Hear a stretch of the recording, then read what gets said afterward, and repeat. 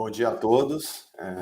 Eu sou Ricardo Marques, sócio da KPMG para a área de mineração e siderurgia no Brasil. E gostaria, né, de dar boas-vindas a todos os participantes, né, para esse terceiro dia da nossa conferência de energia e recursos naturais para a América Latina. A gente começou o evento na quarta-feira, né, quando a gente teve, né, a honra de contar aí com a participação do ministro Bento Albuquerque, da Regina Mayer, que é a nossa sócia líder global para o setor de ENAR, além de diversos outros convidados, né, pessoas importantes para o setor de energia e recursos naturais no Brasil. Depois disso, né, ontem e hoje, a gente está dando continuidade ao evento com uma série de sessões setoriais, né, onde a gente está propondo discussões, acho que relevantes, né, sobre temas importantes para o futuro de todos os setores ali que compõem, né, o que a gente classifica aqui na KPMG como energia e recursos naturais, né? Então a gente está falando de óleo e gás, energia, indústria química, renováveis e, obviamente, mineração. Na mineração, ontem a gente teve um painel super perspectivas da aplicação de hidrogênio no setor, né? E foi um debate bastante relevante. E hoje a gente né, propõe uma nova rodada de conversa, né, teremos aqui como convidados importantes executivos do setor, e a ideia é a gente falar um pouco sobre as perspectivas para o setor aí no curto, médio e longo prazo, para o futuro, né, num contexto aí de pandemia ou pós-pandemia, né, a gente espera que a gente possa logo falar em pós-pandemia, e para esse debate, a gente vai contar aqui com o Jorge Almeida, né, sócio da KPMG aqui no Brasil, líder da nossa área de estratégia. Ele vai conduzir essa conversa com os nossos convidados. Rapidamente, só falando um pouco da agenda, né, em paralelo a gente está realizando outras sessões setoriais, como eu falei, né, agora às 10 e também outras sessões às 11. Convido todos que para sessões de 11 horas, né, se for do interesse para participar também. Mas é isso, né? Então vamos dar início à nossa sessão. Eu passo a palavra aqui para o Jorge. Bom dia, Jorge. Bom dia, Ricardo. Bom dia a todos. É um prazer aí estar aí com vocês. É um grande orgulho, uma grande responsabilidade aí de poder estar nessa mesa redonda com os nossos convidados. Como você falou, Ricardo, a gente está aqui prestigiado, né, porque temos aqui três grandes referências do setor de mineração. Temos aqui a Ana Cunha, a quem agradeço pela participação. A Ana é diretora de Relações Governamentais e de Responsabilidade Social na Kinross Brasil, mineração. Estamos também com o Flávio, né? Bom dia, Flávio. Diretor-presidente do IBRAM, desde 2019. O IBRAM é o Instituto Brasileiro de Mineração. E estamos também com o Wilfried, que eu vou chamar de Bill, como todo mundo chama, aliás, que é o CEO da Anglo American. Então, realmente é uma plateia de alto calibre, porque o assunto assim o merece, né, Ricardo? Tentar aí falar de perspectivas setoriais nesse contexto de incerteza realmente não requer aí um conhecimento profundo desse setor e uma vivência, né? Uma vivência, tanto Ana e Bill no dia a dia corporativa, mas também o Flávio que tem essa visão realmente de entidade setorial, uma visão talvez ainda mais abrangente. Eu acho que realmente temos aqui uma plateia, uns participantes realmente que vão contribuir muito. E é um prazer aí estar aí moderando e facilitando, né? Talvez falando o menos possível, para deixar aí esses executivos nos passarem aí essas visões tão importantes. Então, talvez começando aqui com uma primeira pergunta e começando talvez com o Bill. Bill, os dados mostram uma valorização da mineração mesmo a pandemia, né? O setor ele foi um dos poucos que conseguiam ter um desempenho positivo dentro desse contexto completamente diferente de tudo que a gente conheceu até agora. A mineração não parou, e a mineração teve até uma participação essencial no desempenho da balança comercial, olhando aí o caso do Brasil.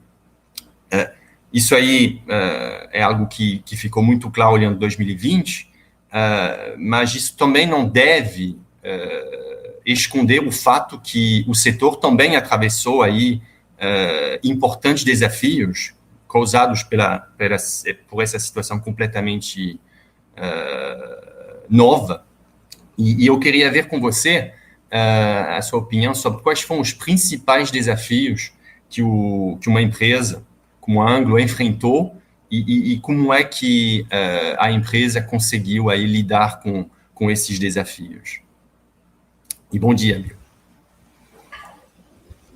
Bom dia, Jorge, bom dia, Ricardo. Muito obrigado por me receber aqui nesse evento de 3 dias, né, com tantos ricos debates. Quero cumprimentar também a Ana Cunha, colega de setor, cumprimentar o Flávio Penido, né, o nosso presidente do IBRAM, e falar um pouquinho, então, sobre esse contexto, Jorge, que você coloca para a gente, da mineração ao longo dos últimos 18 meses, né? Eu acho que me lembro ainda, embora num passado já distante, né, quando fechamos o escritório em função da pandemia e estávamos sem muitas respostas para dar em relação a tanta incerteza que recaía sobre nós. Mas eu acho que, tentando relembrar aqueles primeiros momentos, a nossa intenção, evidentemente, no começo, vencida a primeira etapa, se deveríamos ou não continuar operando num mundo tão incerto, né? Eu lembro daquelas imagens primeiras da China, depois da Itália, né? E da Espanha, parecia um filme de horror, né? Com todo mundo trancado dentro de casa e a gente vendo aquela tsunami se aproximando do Brasil também, dos outros países do mundo. Mas vencida essa primeira etapa, e quero aqui agradecer muito o empenho do Flávio e de toda a equipe do IBRAM, conseguimos, perante as autoridades nacionais, federais, né, estaduais também, que a mineração fosse considerada uma atividade essencial. Eu acho que isso foi fundamental. Antes mesmo disso, nós internamente, como outras empresas, seguramente a Kinross também, colocamos em prática uma série de protocolos que até hoje permanecem ativos sobre como manter os nossos colegas empregados e todos os nossos fornecedores seguros, né, durante as suas atividades. Reduzimos até onde conseguimos o pessoal dos sites de operação, então o home office virou realmente uma prática comum, mas o contingente necessário para tocar as nossas operações no Brasil, que englobam níquel, produção de ferro-níquel em Goiás e produção de minério de ferro em Minas Gerais e também com escoamento pelo Rio de Janeiro, em segurança, e isso tem acontecido, lógico, né? Tivemos os nossos casos também perante os nossos empregados e terceiros de Covid, mas conseguimos manter isso, evidentemente, num patamar mais baixo. Estamos agora numa campanha grande de vacinação, acho que, né, isso aí é um game changer para todo mundo, para todos os setores. E do ponto de vista macroeconômico, Jorge, vimos aí momentos distintos ao longo da pandemia. Num primeiro momento, tanto o níquel como o minério de ferro tiveram, talvez no primeiro mês, uma queda nos seus preços em termos de referência internacional, mas logo isso foi sendo substituído, até porque a China se recuperou muito rapidamente daquele baque inicial lá em Wuhan, que a gente lembra bem, fecharam lá a cidade. O preço do minério, então, ele teve uma onda bastante forte, forte talvez até demais, né? Porque agora, no último mês, nós estamos vivenciando uma queda também bastante brusca. Mas o momento tem sido positivo. Ao longo do segundo semestre do ano passado e o primeiro semestre desse ano, os resultados financeiros têm sido positivos. Isso ajudou muito também no nosso papel social como mineradora, como entidade com um papel social, de poder ajudar as comunidades com combate ao coronavírus, né? Então, mantivemos, sim, as nossas operações funcionando ao longo desse tempo todo. Um parabéns especial aí aos colaboradores, muito resilientes, né, ao longo desse tempo todo. Nenhuma coisa muito fácil, né, quando se trata de tanto tempo de pandemia. A própria segurança emocional, psicológica, tem sido um debate muito importante ao longo desses últimos tempos, né? Mas estamos com um olhar otimista, né? O Ricardo mencionou, em breve falaremos aí do pós-pandemia, queremos falar sobre isso também, estamos nos preparando para isso, e os mercados têm sido fortes. Então, esses têm sido os desafios nossos, Jorge. Obrigado, Bill. Imagino, Ana, que você deve reconhecer muito dos desafios que o Bill mencionou, da vivência que a Kinross experimentou ao longo desses 18 meses, né? Tem alguma coisa que podemos ainda ressaltar, ou o Bill resumiu aí todo o dilema e os desafios que as empresas enfrentaram? Bom, Jorge, primeiro, bom dia. Obrigada a você, Ricardo, ao convite feito pela KPMG. Quero dizer para mim que assim, é uma honra estar ao lado de dois executivos tão feras assim, que eu tenho acompanhado durante a minha trajetória profissional, o Flávio, o Bill. E dar essa resposta, depois da resposta do Bill, eu acho que é ainda mais difícil, porque como você falou bem, eu acho que ele fez um excelente quadro, mostrou para a gente um excelente quadro dos desafios que a gente tem enfrentado, né?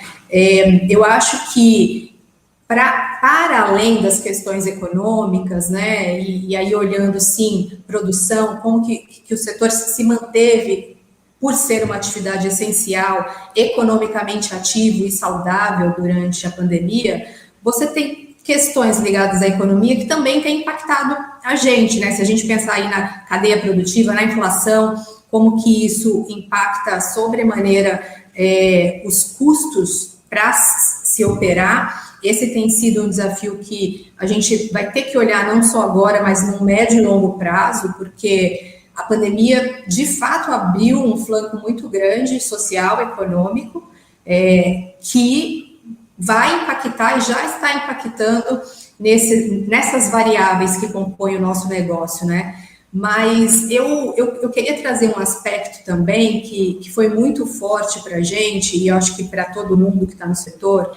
Primeiro, é entender que a gente ainda não consegue entender o real impacto dessa pandemia, né? A gente ainda não consegue entender o vírus, né? Assim, as mutações que isso tem trazido e quão mais longa vai ser esse período que a gente está vivendo. E o desafio, acho que da vida, ele foi o mais importante. O Bill trouxe bem a questão de garantir a saúde dos nossos empregados, e aí não é só a saúde física, mas a saúde mental, e é dos empregados, é da família, você estar na operação num sistema aberto, que você está, né, sujeito a interações não tão controladas como você consegue ter dentro de uma operação, com protocolos muito rígidos, e acho que o setor tem passado por isso com bastante sucesso, né? Os números mostram isso, como que a gente foi capaz de ser um suporte, na verdade, no controle da disseminação do vírus nos territórios onde a gente atua, mas, sem dúvida nenhuma, foi um desafio muito grande e mostrou que a gente tem capacidade de passar por ele. O desafio do relacionamento, que para mim, especialmente, porque estou numa área de relacionamento, se mostrou muito grande. A gente, aqui no Brasil, a gente tem uma cultura de relacionamento que é a cultura do próximo, de estar junto. Quando você olha para os municípios onde a gente opera, isso é ainda mais forte, são cidades pequenas, né? E conexão você cria se conectando, né? Então, como que você continua mantendo essas relações do ponto de vista saudáveis se você não consegue mais estar próximo desses seus públicos? E aqui eu queria trazer uma luz especialmente para as comunidades, porque a gente tende a achar que esse mundo digital é um mundo que chega a todo mundo. Então, eu tenho escutado muito, nossa, durante a pandemia eu consegui me conectar com muito mais stakeholders do que eu me conectava antes. De fato, essa é uma verdade. mas tem uma parte desse stakeholder que você não se conectou, e a distância entre ele aumentou muito, porque o acesso à internet ainda é uma questão no nosso país, né? E essas comunidades, de modo geral, ou algumas delas, têm pouquíssimo acesso a esse mundo virtual. Então, a gente teve um desafio aqui na Kinross muito grande, que foi se manter próximo sem estar próximo, entender as necessidades que essas pessoas tinham, que se mostraram diferentes das necessidades que a gente já conhecia. Então, como conseguir traduzir isso em resultado, em forma de apoio e interação, num momento de tanta desconexão, né? E eu acho que, finalmente, as questões de ESG também, que estão aí na pauta do dia, elas ficaram ainda mais flagrantes nesse período, mostrando que a gente vai precisar dar respostas diferentes do que a gente tem dado até agora. Mas acho que também esse é um assunto para a gente falar um pouquinho mais para frente. E é isso. Esse tema, realmente, ele vai merecer até um foco, como você falou, um pouco mais na frente. E Flávio, o Bill mencionou aí o papel do IBRAM, é um momento crucial, né, da pandemia, com a definição de atividade essencial. Isso demonstra que o setor, ele conseguiu se organizar, né, se unir, e o IBRAM tem muito esse papel de catalisador, né? Então, do seu lado, falando de desafios do setor, tem algum ponto que você gostaria de acrescentar ou de reforçar do que foi dito pelo Bill e pela Ana? Bom dia, Jorge. Bom dia, Ricardo. Bom dia, Ana, Bill. E agradecer a oportunidade, Jorge e Ricardo, de estarmos aqui com vocês, um evento tão importante. E colocar certamente aí algo mais do que Ana e Bill colocaram é algo bem difícil. Eles varreram todo o espectro aí do que aconteceu aí e ainda continua acontecendo com relação à pandemia. Mas indo diretamente ao ponto que você levantou, Jorge, de fato, nós, na época em que se falava em paralisação total de todos os setores, não é? Foi uma dificuldade, um desafio muito grande demonstrar que o setor era um setor essencial para o país. Nós contamos com a colaboração das empresas, claro, todas participando, todas colaborando no sentido de que a gente levasse essa mensagem ao público em geral, não apenas ao governo.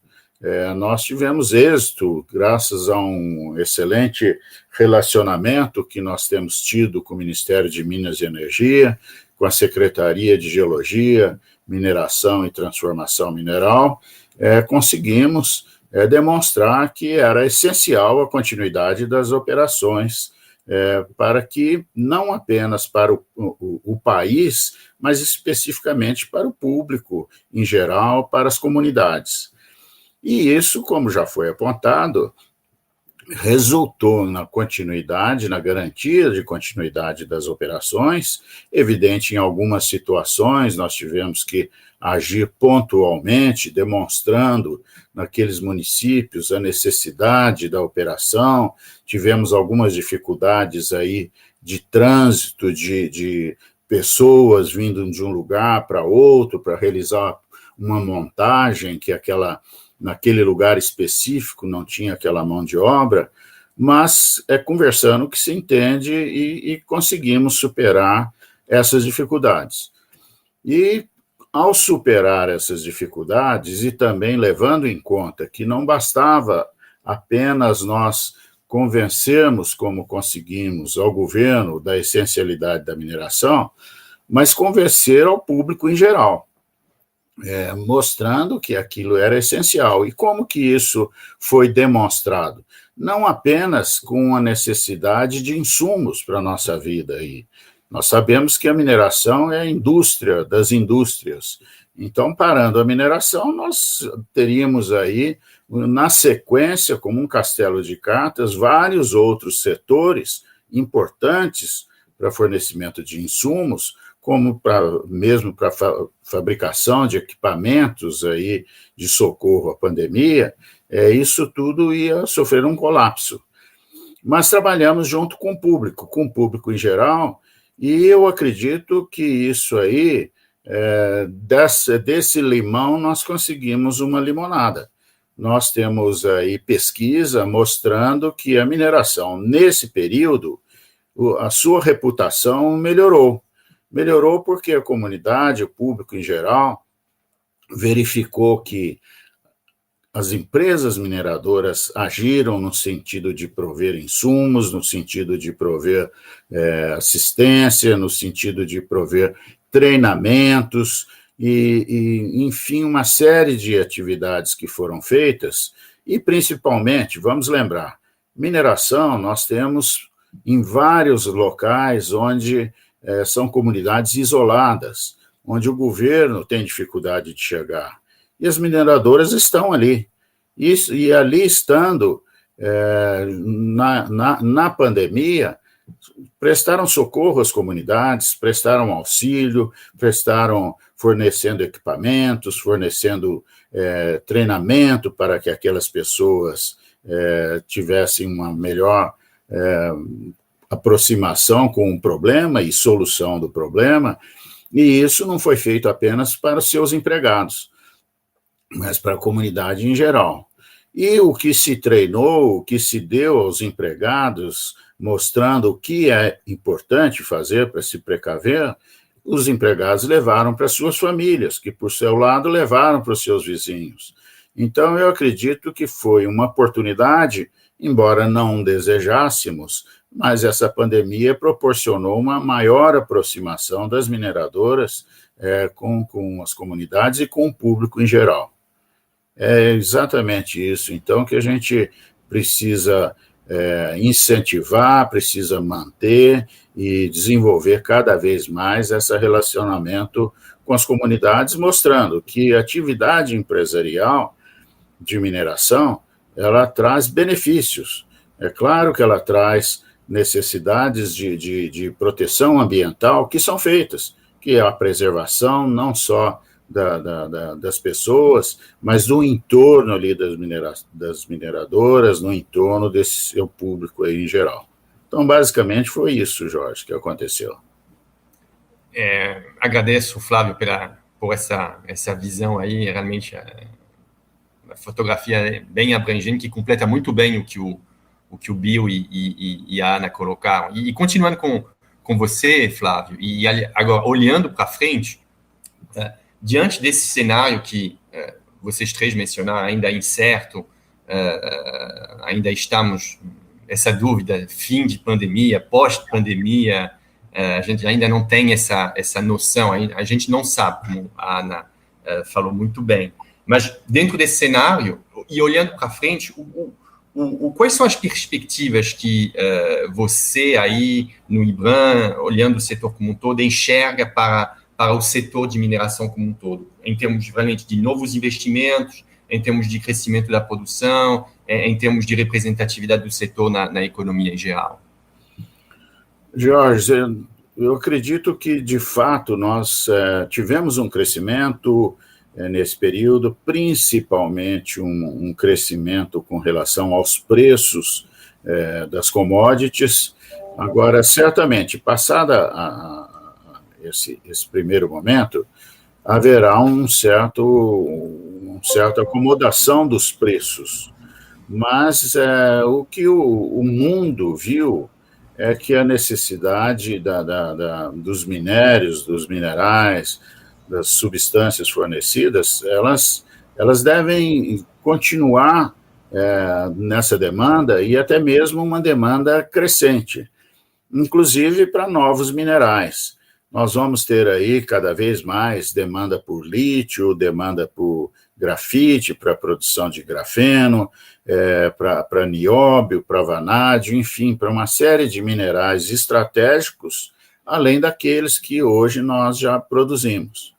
E em relação ao investimento, nós já temos a previsão, está sendo mantida aí, de investimento de 38 bilhões de dólares nos próximos 5 anos.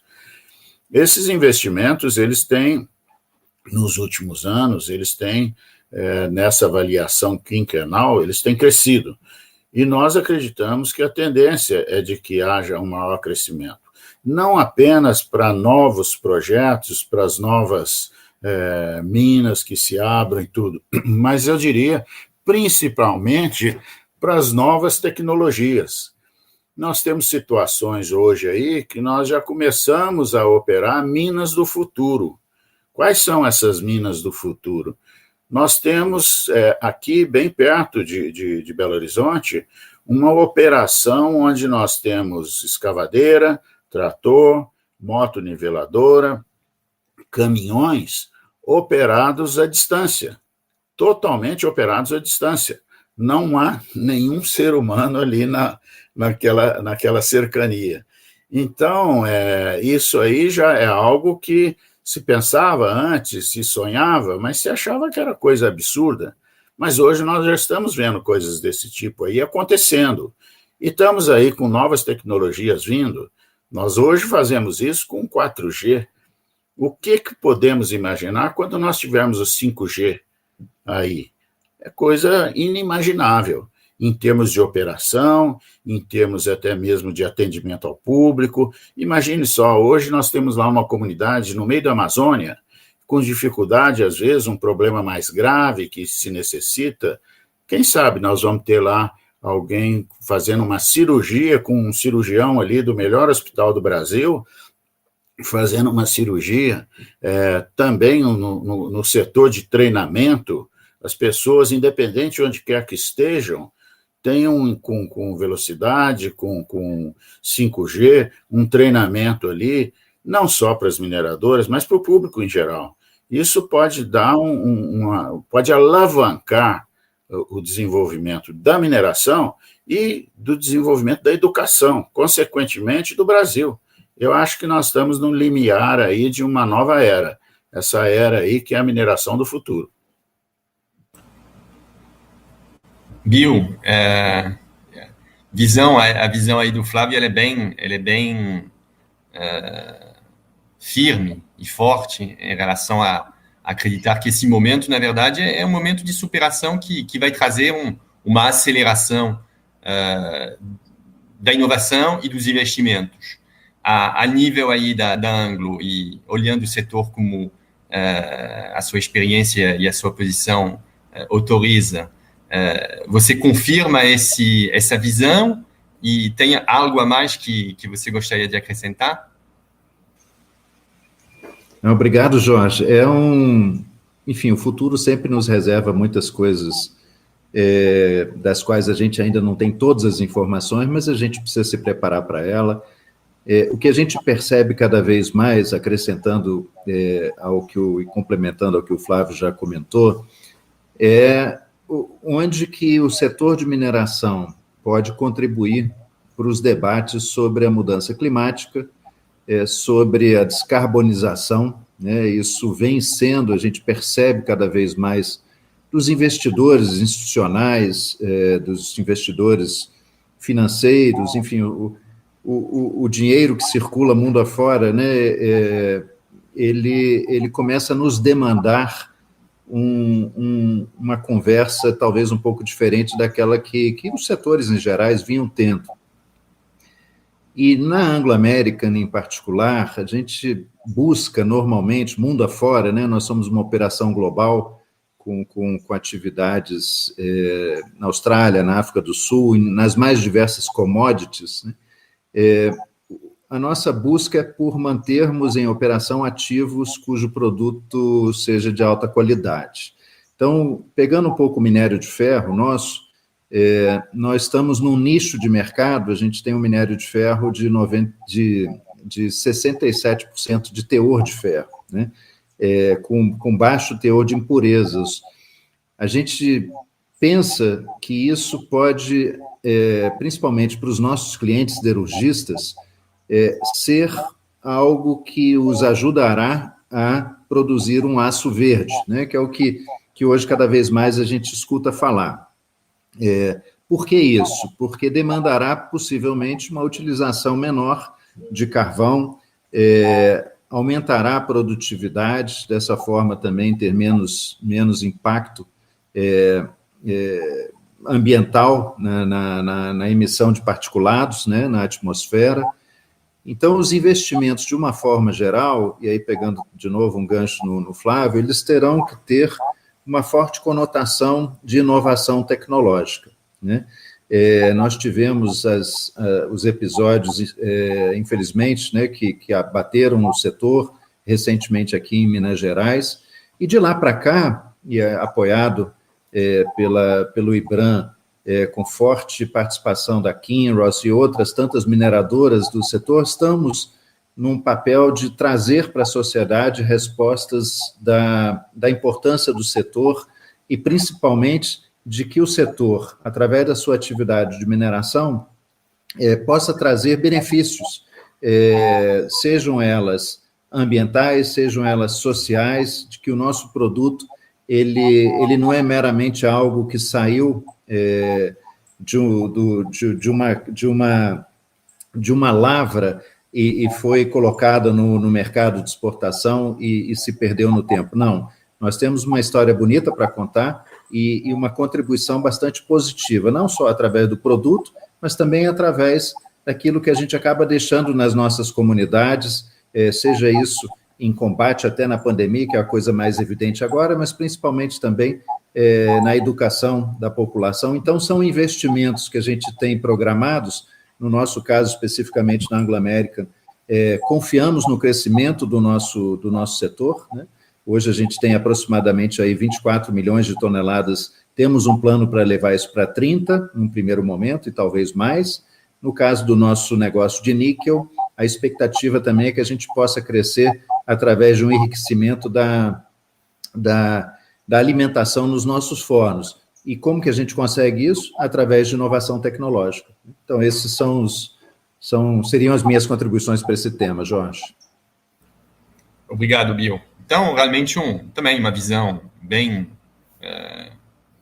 voluntarista, ambiciosa, e acreditar que realmente é um momento de crescimento. Mas eu vou aproveitar um gancho, você aproveitar o gancho do Flávio, eu vou aproveitar o gancho que você me deu para falar do tema de ESG, de sustentabilidade, que você abordou aí na sua fala. E aí, a pergunta que eu tenho, até começando com a Ana, em caso, realmente, se essa demanda resiliente se confirma,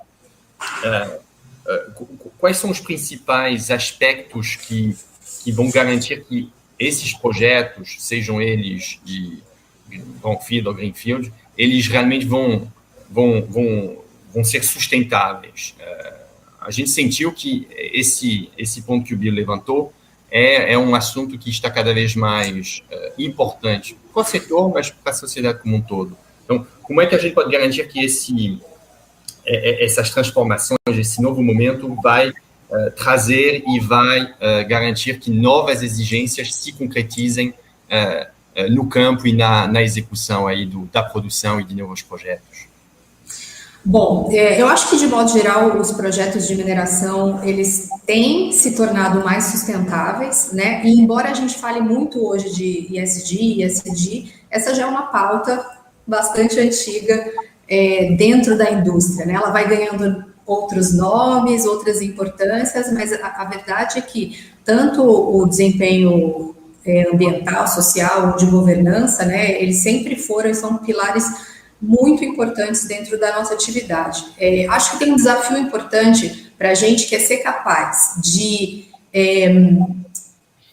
dar respostas ou de demonstrar o nosso desempenho nessas três frentes, e aí eu não estou falando só do ponto de vista de reputação, mas quando a gente fala da própria atração de investimentos e consolidação de projetos, esses são itens que precisam ser muito visíveis do ponto de vista do investidor, do ponto de vista da própria questão regulatória, né? A gente tem passado por pressões regulatórias muito fortes, e parte disso eu acho que tem a ver também com o não conhecimento sobre a atividade, como que ela de fato funciona e os seus potenciais. Então a gente tem um desafio grande para evitar uma insegurança jurídica, por exemplo, quando a gente fala de atração de investimentos futuros, e da própria sustentabilidade da nossa operação, porque essa regulamentação, ela também precisa responder a isso, né?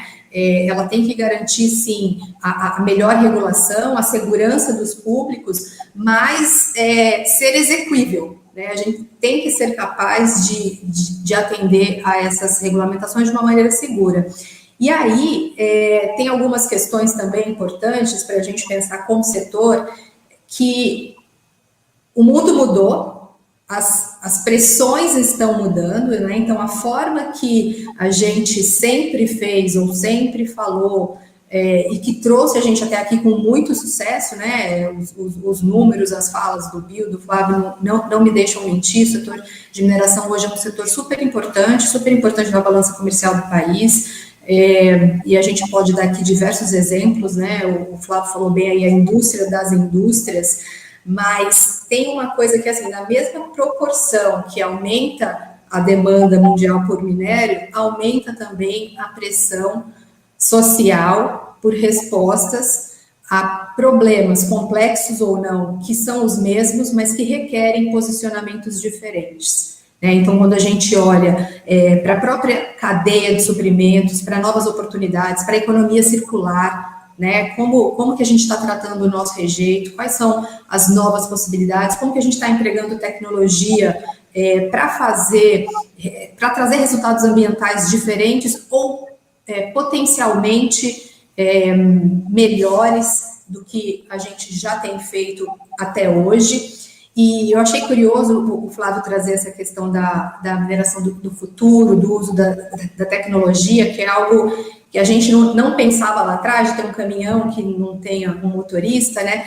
Mas, ao mesmo tempo, olha o desafio que a gente tem quando a gente olha para o país que a gente e para o perfil dos territórios onde a gente minera, né? Então, assim, a mineração do futuro sem caminhão, ela tem um impacto que é imediato, que é o impacto de mão de obra, né? Se eu pensar de uma maneira bem rasa, assim, então eu deixo de ter o motorista e gerar empregos diversos e eu vou ter um caminhão que se movimenta sozinho. E eu acho que aí a gente tem uma grande oportunidade de mostrar e de fazer o que a gente sabe fazer, né? Que é trabalhar junto com o poder público, com regulamentação, com comunidade, de gerar e fazer parte de um desenvolvimento. Porque a gente também tem que pensar, para além dessa mineração do futuro, para além do 5G e tudo que isso traz, no fim das nossas operações.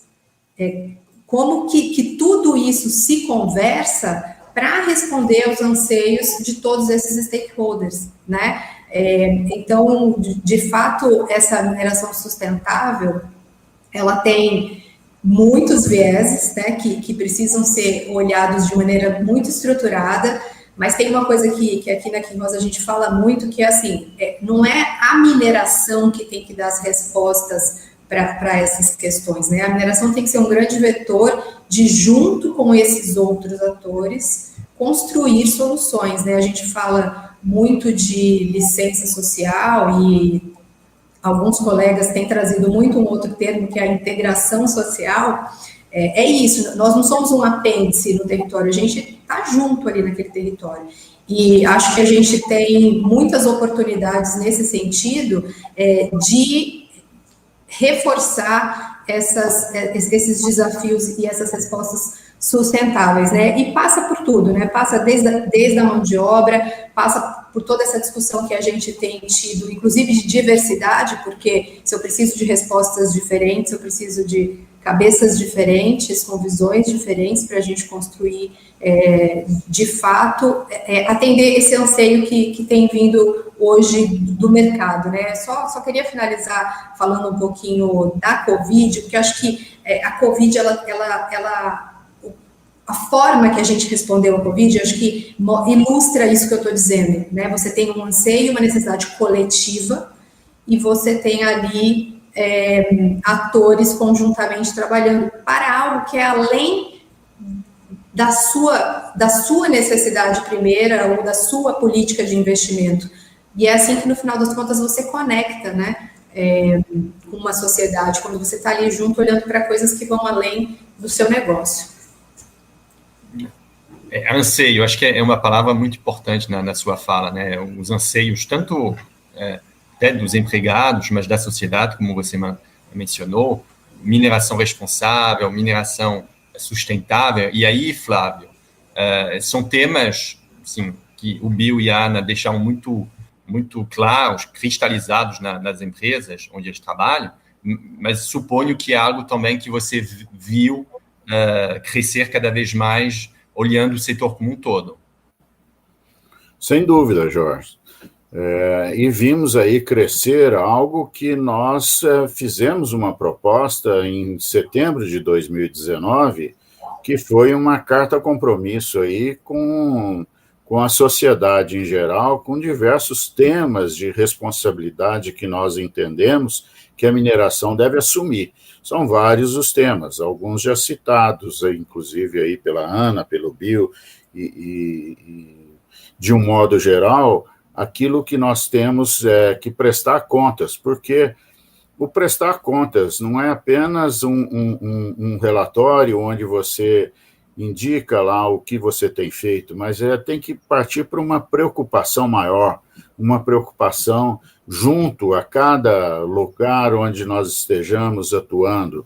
E, de fato, você veja o seguinte, nós temos números que mostram que os municípios mineradores, aqueles principais municípios mineradores que nós medimos através do volume de CEFEM, que é o royalty da mineração, que esses municípios recebem, de cada 10 municípios principais mineradores, 7 têm um índice de desenvolvimento humano superior à média do estado onde estão localizados.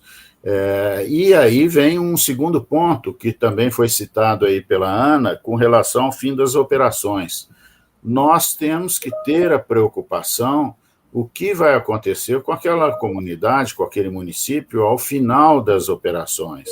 Nós já temos, inclusive, desenvolvendo alguns projetos piloto, no sentido de entendimentos com comunidades, com prefeitos, se criar um mecanismo onde haja um melhor aproveitamento, uma melhor aplicação desse CEFEM, prevendo lá na frente o fim da operação da mina. E isso aí é algo que se precisa estudar de uma maneira bastante ampla. É um desafio. Não é simplesmente sentar com o prefeito ali e combinar tais atitudes, tais investimentos, fazer propostas nesse sentido. Porque esse prefeito, ele passa. Ele sai dali a pouco, de 4 anos, é o mandato dele, pode vir um novo grupo. Então, é um desafio de se criar uma política de Estado, uma política onde você possa envolver toda a comunidade, de tal forma que sai um prefeito, entra outro prefeito, outro administrador, a comunidade em geral, a comunidade não muda. É claro que ela cresce, ela diversifica e tal, mas a comunidade esteja presente e esteja conduzindo, esteja cobrando do prefeito que aquilo continue. Um outro ponto também importante nós passamos sim aí, como citado, nós passamos aí por regulação, novas exigências, novas leis, novas demandas, uma série de pontos nesse sentido aí, a preocupação com a sustentabilidade, a preocupação com a reputação, mas não tem um ponto que é um ponto também tão importante quanto esse. Não há escolha para as mineradoras. Ou ela se adequa totalmente aos conceitos, aos preceitos de ESG, ou ela simplesmente vai sair do mercado. Os investidores, sejam os nacionais, sejam os estrangeiros, agora o primeiro momento que vão examinar é verificar essa mineração, essa ação dessa mineração, ela indica sustentabilidade? Se não indica, essa empresa, esse projeto não vai conseguir financiadores. Outra coisa muito evidente que nós estamos enxergando, e é interessante verificar isso, são respostas da comunidade que acontecem dentro das empresas. examine a composição de um conselho de administração das empresas, principalmente das grandes empresas, e isso vem permeando aí para as empresas, as médias e também as pequenas. Há 10 anos atrás, ou talvez um pouco mais, você verificava lá que eram eminentemente profissionais oriundos do setor financeiro. Opa, eu vou para o conselho de administração, eu quero ver lá qual a rentabilidade que essa empresa está dando, qual a valorização da ação e tal. Veja hoje a composição desses conselhos de administração. O que nós temos lá? Diversidade. Porque, como disse a Ana, para que a gente tenha o melhor aproveitamento das ideias, é preciso você ter ideias diferentes. Ter pessoas lá que pensam diferente de você. Porque se todo mundo pensar igual, vai para um único caminho. Quando você tem dentro de um conselho a diversidade que nós estamos vendo hoje, e o Bill conhece isso muito bem, que ele é líder de uma empresa internacional, ele sabe que não só no Brasil, como principalmente no mundo, essa diversidade é cada vez maior. Então, eu acho que são ganhos aí que é o progresso que nós estamos sentindo, que está vindo para o setor de mineração e que nós precisamos fazer com que esse progresso ele permeie também para toda a comunidade. Obrigado, Flávio. E realmente, eu acho que indo para a parte final da nossa conversa aqui, desse bate-papo, eu diria, assim, dos projetos que a KPMG vem fazendo aí com o setor, junto com o setor, mas também, sobretudo, com essa conversa que eu estou tendo com vocês, eu diria que mineração não é pop, mineração é top. É o sentimento que, quando realmente a gente trabalha com o setor, junto com vocês, que estão no dia a dia, a gente vê que realmente a mineração está na frente de muitos tópicos, né? Não é uma operação muito complexa, muito difícil, mas falamos de sustentabilidade, falamos da maneira como o setor conseguiu superar os desafios, falamos sobre perspectivas de novos investimentos, chegamos a falar de mineração 4.0. Então, realmente, eu acho que mineração é top. Agora, entre nós, acho que isso aí é consenso.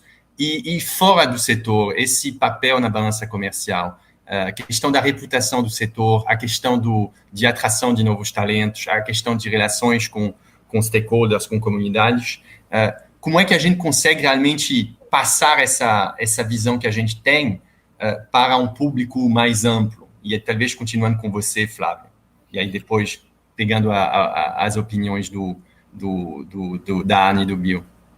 Um ponto excelente, Jorge. Obrigado aí que você me dá a oportunidade de tocar nesse assunto.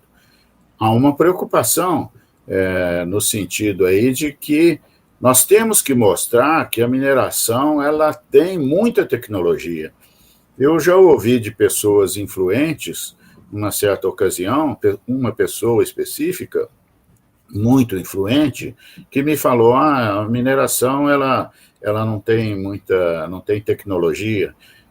O conceito dele era um conceito de mineração aí digamos, aí 50 anos atrás. Uma pá carregadeira, um trator, dinamita, carrega, joga num caminhão, vai, joga num britador. Puxa vida, quanta coisa mudou em cima disso. Eu citei algumas aí de caminhões autônomos, né? De caminhões operados à distância, equipamentos operados à distância, mas não são apenas esses. Tem diversas outras novidades modernas, tecnologias dentro da mineração. E um ponto muito importante, Jorge, é o que nós temos ali conosco no IBRAM, é o Mine Hub. Ali no Mine Hub consiste de quê? Jovens que desenvolvem startups e que fazem ali um casamento, vamos chamar, com as mineradoras e com fornecedores. E chegam lá e propõem, examinam algumas dificuldades que as mineradoras chegam e dizem existir ali nas suas operações, e aí entre essas várias startups, algumas, eu tenho uma solução para isso. Eu vou discutir isso com vocês e vamos fazer aí um trabalho para ver se isso é interessante. Daí, então, o que acontece? Essa startup digamos assim, adotada pela mineradora, começa a trabalhar dentro da mineradora, abrindo todas as informações que a mineradora tem para essa startup, e então a startup passa a examinar, com aquela cabeça de jovem, que conhece a parte de informática, que domina muito bem a tecnologia de informática, e ela descobre muitas vezes soluções fantásticas, que não passaram ali pelos operadores que estão ali no dia a dia daquela operação. Essa aproximação realmente ela é mais um exemplo dessa mineração top.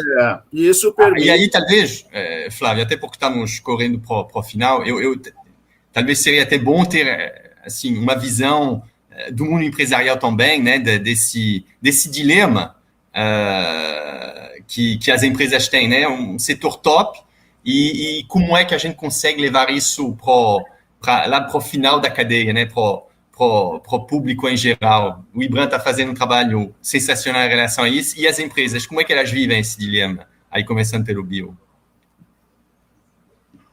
Olha, eu sou suspeito, né, porque eu estou há 30 anos na mineração, então eu sempre achei ela top, né? Eu gosto muito do setor, evidentemente, como estou nele, e é o meu ganha-pão, digamos assim, ao longo desse tempo todo, mas eu vejo claramente todas as vantagens. Mas não basta isso. A gente tem estado, como eu falei anteriormente, numa campanha honesta, verdadeira, né, de trazer para a opinião pública, para a sociedade, alguns desses pontos da importância do setor e principalmente dos benefícios que ela pode trazer, não só a nível global, mas a nível também setorial, nos municípios que nos cercam. Alguns pontos na nossa agenda para trazer a opinião pública mais para perto estão centradas também na diversidade e inclusão, né? Então, temos trabalhado bastante nisso. O meu desejo será sempre que qualquer pessoa que ouça falar em Anglo American, da mesma forma nas outras empresas de mineração, veja a nossa empresa com bons olhos, nossa, eu quero muito trabalhar nessa empresa porque ela pratica diversidade e inclusão, ela pratica inovação, ela pratica uma atividade que está alinhada às principais agendas dos jovens, principalmente também olhando para o futuro. Então, a gente tem estado e precisa cada vez mais sair de uma posição mais defensiva para uma posição mais voluntária. De novo, eu sempre falo para todos aqui na companhia, não vamos fazer isso de forma arrogante, isso tem que aos poucos entrar na cabeça das pessoas e cada vez mais de forma coletiva.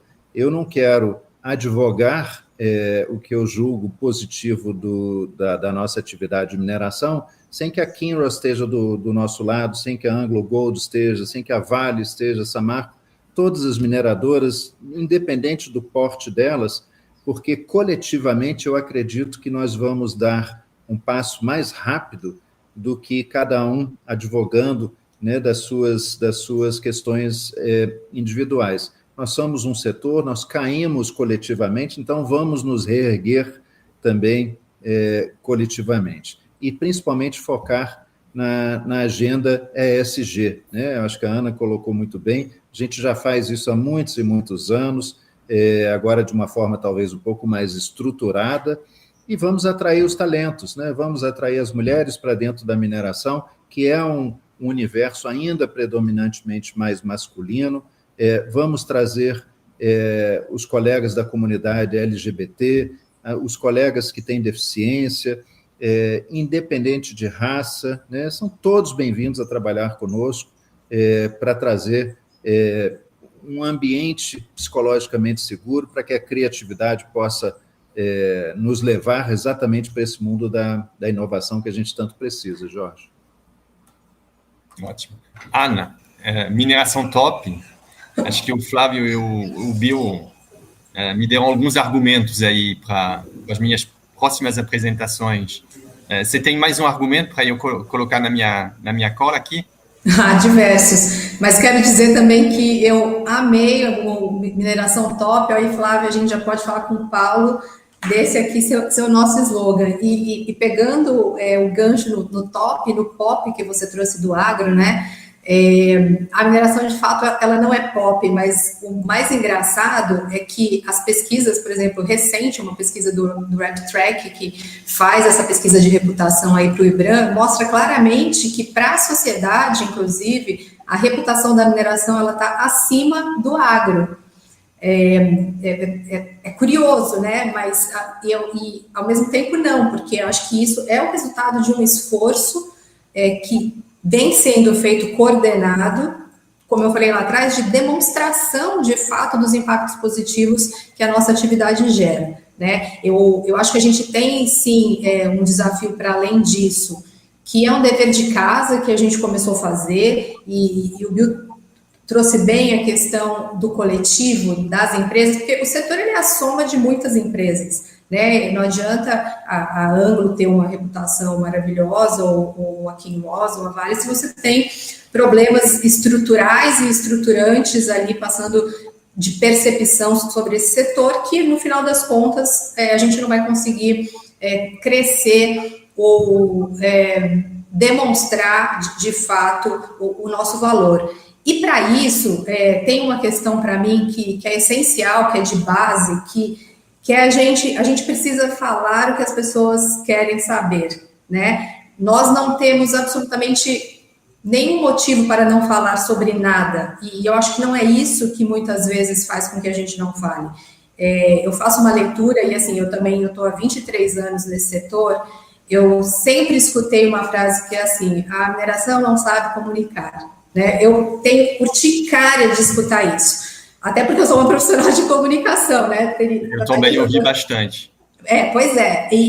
Só que é importante deixar claro que assim, isso não tem nada a ver com a competência de comunicação das áreas de comunicação das empresas. Né? O não comunicar aqui, ele precisa ser entendido como, de fato, não dar as respostas ou não se conectar da maneira que as pessoas querem ouvir. O que elas querem ouvir, sobre o que elas querem saber, e não o que a gente quer dizer, né? Acho que esse é um desafio de mudança de comportamento.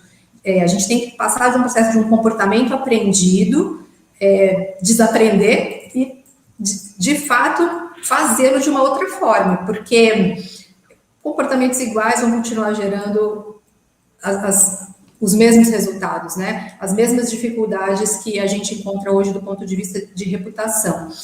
Então, eu vejo assim que o IBRAM tem liderado um trabalho muito importante nesse sentido, de coordenação conjunta, né? A própria carta, ela vem para se somar a esse esforço de ESG, de demonstrar, não só com fala, mas com métricas, com números, com resultados, esse trabalho tão importante que a gente tem feito ao longo dos anos, né? Do século. O setor ele é muito colaborativo, né? Acho que essa discussão aí ela foi bem clara para comprovar isso. E a mineração ela é top, mas ela também é bastante fiscalizada, né? É um setor que é muito fiscalizado. E falando de fiscalização, apareceu aí o Ricardo, e eu acho que o Ricardo ele vem fiscalizar aí o fim do nosso evento. Eu espero que eu consegui aí deixar tempo para vocês contribuir nesse debate, né, Ricardo? Ele foi muito do meu lado, muito bom ouvir vocês. Acho que ele reforçou muitas crenças e muitas opiniões que eu tinha. Então, agradeço muito a você, Flávio, a Ana, Bill. Foi um grande prazer aí estar com vocês para entendermos um pouco o que vem pela frente no setor. Agradeço muito. Obrigada.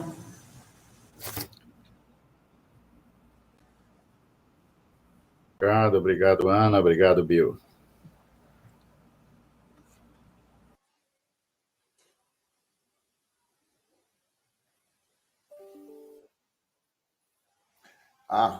Então, pessoal, só para fazer um encerramento rápido aqui, novamente vou agradecer aos nossos convidados, Flávio, Ana, Bill, foi excelente. Realmente é uma honra para a KPMG contar com a participação de vocês nessa conferência, profissionais que todo o mercado reconhece. Pena que a gente tem um tempo limitado, né? Acho que tinha espaço aqui para a gente falar de vários outros assuntos ou aprofundar nesses temas. Mas então é isso, né? Com isso a gente encerra aqui. Conto com vocês aí nos nossos próximos eventos também. Fazer um agradecimento final para o meu amigo Jorge aí, né? Cunhou até um bordão aí. Não sei se o Flávio gostou, né, Flávio? Mas então foi muito bacana mesmo. Então, pessoal, né, para quem está acompanhando, muito obrigado por participar e até a próxima. Um abraço.